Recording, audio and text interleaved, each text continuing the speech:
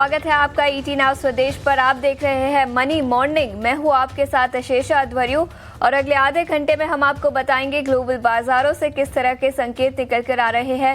Jerome Powell की फिर एक बार कमेंट्री निकल कर आई है। अमेरिका में इन्फ्लेशन बढ़ने की चिंता है, ग्रोथ को लेकर अनिश्चितता है, तो काफी कुछ कमेंट्री अमेरिका से इंटरेस्ट रेट पर भी निकल कर आई है, उस पर भी विस्तार में चर्चा करेंगे।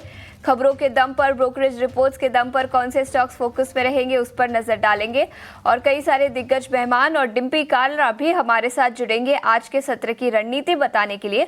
और शो के आखिर में कमोडिटी मार्केट में किस तरह के ट्रेडिंग कॉल्स बनाने चाहिए उस पर भी नजर डालेंगे। तो बने रहिए हमारे साथ, अगले आधे घंटे में पावर पैक्ड लाइनअप हम आपके लिए लेकर आएंगे।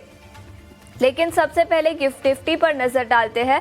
कमजोर ओपनिंग के संकेत आज फिर एक बार निकल कर आ रहे हैं। याद रखें, कल भी कमजोर ओपनिंग के संकेत थे, लेकिन आखिर के एक घंटे में अच्छी खासी रिकवरी दिखी। चाइना ने कहा कि रीनेगोशिएट करने के लिए चाइना तैयार है, उसके बाद अच्छी खासी रिकवरी दिखी। लेकिन आज गिफ्ट निफ्टी से कमजोर ओपनिंग के संकेत, 70 अंक फिसल कर 23,360 के आसपास कारोबार करता हुआ। अमेरिकी बाजारों में कल के सत्र में गिरावट दिखी और यूरोपियन मार्केट्स की बात करें तो यहां पर भी मिला जुला कारोबार था। हालांकि एशियाई बाजारों में भी आज सुबह कमजोरी ही निकल कर आई है। अभिषेक अब हमारे साथ जुड़ चुके हैं। अभिषेक, गुड मॉर्निंग। और सबसे पहले तो जेरोम पावेल की काफी कुछ इंपॉर्टेंट कमेंट्री निकल कर आई है ग्रोथ को लेकर, टैरिफ को लेकर। उनका कहना है कि अनुमान से ज्यादा रहे हैं टैरिफ, जिसके चलते ग्रोथ पर असर दिखेगा, महंगाई बढ़ती हुई नजर आ सकती है और इसी के चलते अमेरिकी बाजार कल गिरावट के साथ बंद होते हुए नजर आए। आशीषा जी, हाँ, जेरोम पावेल का स्टेटमेंट आया है इकोनॉमिक क्लब ऑफ शिकागो में। उनका एक संबोधन था जिसमें उन्होंने कहा कि यूएस फेड का जो मैंडेट है के लिए जो मैंडेट है वो ये है कि maximum employment and stable prices, यानी कि रोजगार भी ज्यादा हो और कीमतें स्थिर है, यानी कि महंगाई दर भी कम रहे। और इसके बीच में ये ट्रेड वॉर की चिंताओं के बीच संतुलन बिठा पाना थोड़ा सा मुश्किल हो रहा है और आगे भी छोटी अवधि में ये थोड़ा सा चैलेंजिंग माहौल इस तरह का बना रहेगा। उन्होंने ये भी कहा कि ट्रंप की टैरिफ को लेकर जो भी पॉलिसीज हैं उससे नियर टर्म में महंगाई बढ़ने का खतरा है। ये जेरोम पावेल पहले भी कह चुके हैं। डोनाल्ड ट्रंप ने फिर उनको ये भी कहा था कि आप पॉलिटिक्स ना कीजिए, आप दरें घटाने पर फोकस कीजिए। लेकिन ये देखिए, सेंट्रल बैंक का काम अलग होता है, उनके चैलेंजेस अलग होते हैं और उसको बार बार जेरोम पावेल हाईलाइट कर रहे हैं। देखते हैं कि अगली पॉलिसी जब होती है तो उनकी तरफ से क्या कुछ निकल के आता है। लेकिन अमेरिकी बाजारों के लिए कल का सत्र फिर से कमजोरी वाला रहा और खासतौर से जो आईटी स्टॉक्स थे उसमें भी सेमीकंडक्टर वाले, उसमें ज्यादा पिटाई हमने देखी।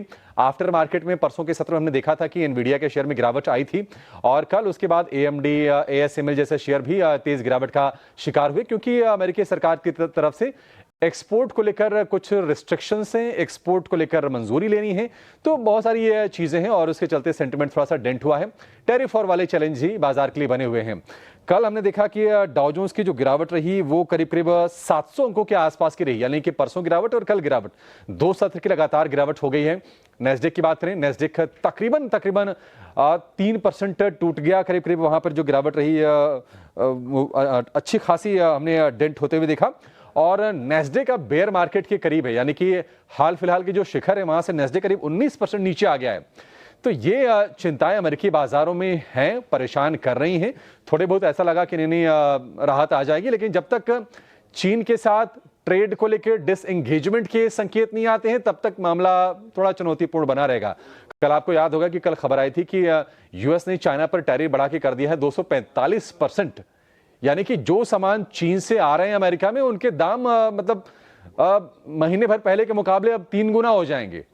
तो ये सारी चीजें थोड़ी सी अस्थिरता का माहौल पैदा करती हैं और इन्हीं चीजों को लेकर हाईलाइट भी कर रहे हैं जेरोम पावेल कि ये महंगाई को हवा देगी, निश्चित तौर पर देंगी। अल्टीमेटली तो लोगों के हाथों में ही टैरिफ या फिर टैक्स जो भी कह लें उसको लगाया जाना है।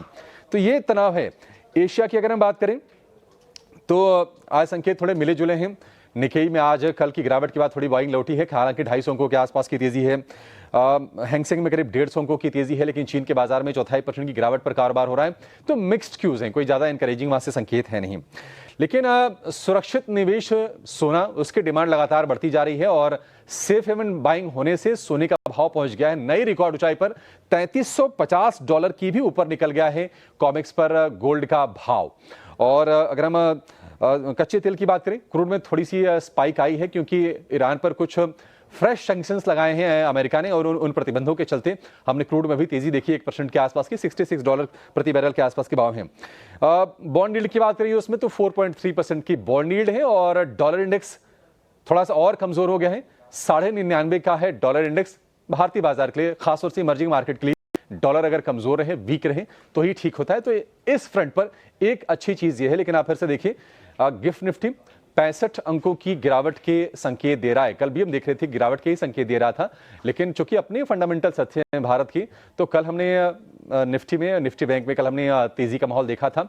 देखते हैं कि क्या आज ग्लोबल बाजारों के उलट भारतीय बाजारों की चाल होती है या फिर इसी तर्ज पर चलते हुए दिखाई देते हैं। अदरवाइज देखेंगे ओवरऑल टैरिफ को लेकर चिंता कम हुई, थोड़ी कम जरूर हुई है, लेकिन खतरा भी बिल्कुल बरकरार है और इसी के चलते थोड़ी अस्थिरता का माहौल है ग्लोबल बाजारों में।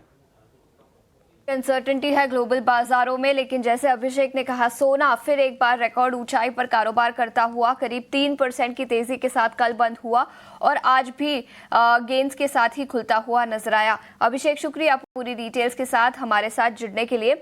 लेकिन FIIs के आंकड़ों पर एक बार नजर डाल लेते हैं। 2 दिन लगातार फॉरेन इंस्टीट्यूशनल इन्वेस्टर्स ने कैश मार्केट में खरीदारी की है। करीब 4,000 करोड़ की खरीदारी दिखी थी। परसों के सेशन में करीब 6,000 करोड़ की खरीदारी, तो 2 दिनों में करीब 10,000 करोड़ के शेयर्स फॉरेन इंस्टीट्यूशनल इन्वेस्टर्स ने कैश मार्केट में भारतीय बाजारों में खरीदे हैं। हालांकि DIIs की बिकवाली दिखी, कल करीब 2500 करोड़ के शेयर्स उन्होंने बेचे। इंडेक्स फ्यूचर्स में 170 करोड़ की खरीदारी, इंडेक्स ऑप्शंस में 35,000 करोड़ की खरीदारी, स्टॉक फ्यूचर्स और स्टॉक ऑप्शंस में 1500 से 2,000 करोड़ की बिकवाली कल के सत्र में दिखी थी। याद रखें 5 स्टॉक्स आज के सत्र में F&O बैन में रहेंगे। बिरला सॉफ्ट जो पहले भी F&O बैन में था, हिंदुस्तान कॉपर, इरेडा, मन्नापुरम फाइनेंस और नैल्को, कल 4 स्टॉक्स F&O बैन में था और इरेडा इस स्टॉक को ऐड किया गया है F&O बैन में, तो आज 5 स्टॉक्स F&O बैन में आज के सत्र में रहेंगे। लेकिन याद रखें कल के सत्र में लास्ट के 2 घंटे में अच्छी खासी तेजी दिखी। आज गिफ्ट निफ्टी से कमजोर ओपनिंग के संकेत, लेकिन ऐसे में कौन से लेवल्स पर आपको नजर रखनी चाहिए, इस तरह की आपको रणनीति बनानी चाहिए, ये बताने के लिए डिम्पी अब हमारे साथ फोन लाइन पर जुड़ चुके हैं। Dimpy, good morning. 23,365 के आसपास गिफ्ट निफ्टी कारोबार करता हुआ और टैरिफ को लेकर जो चिंता थी वो अब धीरे धीरे कम होती हुई नजर आ रही है। ऐसे में स्ट्रैटेजी किस तरह की बनानी चाहिए? आशीषा, गुड मॉर्निंग। देखिए, कल मार्केट्स ने अपने बिहेवियर को प्रूव करके ये बात बताई थी कि ग्लोबल वो मार्केट के साथ अभी सिंक नहीं करेगा और होना भी नहीं चाहिए।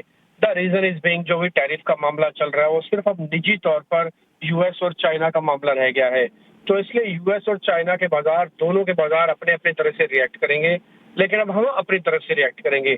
जब सामूहिक रिएक्शन देने की बात थी, कलेक्टिव रिस्पॉन्सिबिलिटी की बात थी, तो हमने भी करेक्शन दिया, लेकिन हम जितना करेक्शन कर सकते थे हमने उससे कहीं ज्यादा करेक्ट किया और वापस से मार्केट से अपने फंडामेंटल पे आके कुछ रिएक्शन देना शुरू किया है। ये जो शॉर्ट कवरिंग आपको मिल रही है, इन स्पाइट ऑफ दिस के भी एक्सपायरी दूर है 24 तारीख की, लेकिन बैक टू बैक 3-4 दिन से मैं मार्केट के अंदर शॉर्ट कवरिंग देख रहा हूँ। It's a good sign. ये मार्केट अपने आप में बताने के लिए सफिशिएंट है कि वो अभी बहुत बहुत इंपॉर्टेंट स्ट्रॉन्ग हैंड्स में भी आ चुका है और दूसरा सपोर्ट बहुत नीचे छोड़ के आया हुआ है। अभी तो रेजिस्टेंस तोड़ने की बारी है। 2 चीजें मैं आपके सामने क्लियर करता हूँ, फर्स्ट निफ्टी के लेवल्स एंड बैंक निफ्टी के लेवल्स और आज क्या करें। देखिए, कल निफ्टी की क्लोजिंग अच्छी हुई है, शॉर्ट कवरिंग की बदौलत हुई है निफ्टी की क्लोजिंग, और हम फॉलो बाइंग के तौर पर देखा। अगर आप देखेंगे 12 बाद एकाएक फॉलो बाइंग भी आई जब मार्केट में खबर ये आई कि चीन नेगोशिएशन करने के लिए शायद अमेरिका से बातचीत कर सकता है। एक राउंड ऑफ इंस्टीट्यूशनल बाइंग पूरी तरह से बाजार के अंदर गिरी और अभी आपको जो नंबर बता रहे थे कि FI ने सेकंड डे बाइंग की है, मेरे को लग रहा है 12 बजे के बाद का ही नंबर्स होगा। दूसरी इंपॉर्टेंट बात, मार्केट के अंदर FIs की होल्डिंग में कोई बदलाव नहीं हुआ, वो 28% है। DIs की होल्डिंग में कोई बदलाव नहीं हुआ, 78% है। रिटेल की होल्डिंग में कोई बदलाव नहीं, 57% है। तो इसका नंबर्स में चेंज नहीं है। और अगर आप वैसे देखेंगे FIs का टोटल डाटा, तो उसके अंदर देखेंगे कैश में बाइंग, फ्यूचर्स में बाइंग भले 172 करोड़ रुपए की है, और दूसरा इंडेक्स ऑप्शंस में भी बाइंग है करीब 36,000 करोड़ रुपए के आसपास की। तो कुल मिला के कहने का मतलब है कि बाजार कहीं नहीं जा रहा और ये सपोर्ट भी लेगा। और हमने तो आपको पहले भी बताया हुआ शीशा कि टैरिफ वाला मैटर हम तो भुला चुके हैं। अगर अब टैरिफ की कोई भी खबर आएगी वो सिर्फ यूएस के लिए और चाइना के लिए, हम सब के लिए नहीं है। बैंक निफ्टी के भी इंपॉर्टेंट सपोर्ट और रेजिस्टेंस बता देता हूँ। बैंक निफ्टी ने कल 53,000 के ऊपर क्लोजिंग दी है। अगर आप 2 सेशन में देखें तो 1300 और 700 2000 पॉइंट सिर्फ 2 सेशन में बैंक निफ्टी ने गेन किए हैं। तो बैंक निफ्टी की स्पीड थोड़ी कम हो सकती है क्योंकि पुट कॉल रेशियो 1.13 के आसपास आ चुका है, लेकिन फिर भी बैंक निफ्टी में काफी स्ट्रेंथ है। 52,800 और 52,500 दो आपके सपोर्ट एरिया है और 53,500 और 53,800 दो आपके रेजिस्टेंस एरिया है। तो फिलहाल थोड़ा सा स्विंग ऊपर नीचे होगा, अदरवाइज कुछ ज्यादा नहीं, क्योंकि 2 दिन की super fast rally bank Nifty में आई हुई है। आते हैं निफ्टी के सपोर्ट रेजिस्टेंस लेवल पे, तो निफ्टी का जो सपोर्ट है, क्योंकि 23,500 के आसपास 400 के आसपास हम बंद हुए हैं, तो 23,300 23,000 का एक अहम सपोर्ट है और ऊपर चलेंगे तो 23,500 23,800 का एक रेजिस्टेंस है। नए लोगों को अभी अंदर आना नहीं चाहिए क्योंकि थोड़ा रिस्क रिवार्ड उसके लिए डिस्टर्बिंग है।